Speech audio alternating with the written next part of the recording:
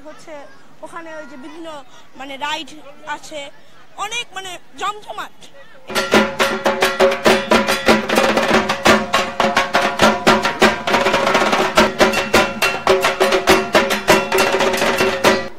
ঢাক ঢোলের শব্দে মাকে সিঁদুর বিনিময়ের মধ্য দিয়ে নিজেদের মধ্যেও সিঁদুর বিনিময় করে ভক্তরা মেলায় এখন একত্রিত হয়েছে।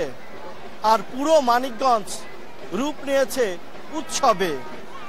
ধর্ম বর্ণ নির্বিশেষে এই উৎসব চলবে মধ্যরাত পর্যন্ত। মেঘলা মেঘলা আকাশ ও গুড়ি গুড়ি বৃষ্টি অপেক্ষা করে মানিকগঞ্জের ঘিওর কলেজ মাঠে ২০০ বছরের ঐতিহ্যবাহী দশমীর মেলা অনুষ্ঠিত হয়েছে। মেলায় সনাতন ধর্মাবলম্বীর লোকের পাশাপাশি বিভিন্ন ধর্মবর্ণ নির্বিশেষে মানুষের ভিড় ছিল লক্ষণীয়।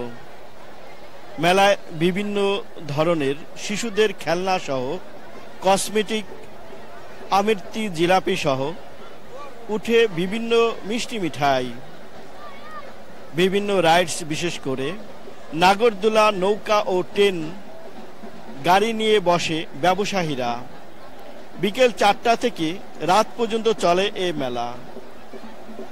এমন মেলায় আসতে পেরে খুশি আগত বউ বাচ্চা নিয়ে আসছি, ঘুরলাম, ভালো লাগলো।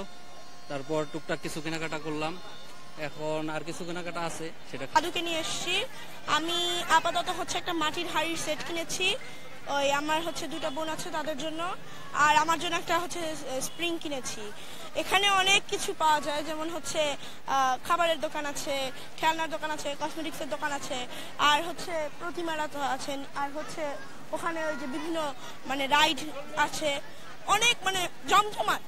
এটা মানে ঘিওরের মেলা অনেক বড়, সবচেয়ে বড়।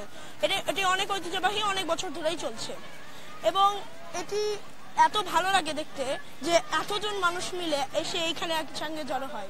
এটা আসলে মানে খুব আমরা প্রতি বছর উন্মুখ হয়ে থাকি এই মেলা আসার জন্য।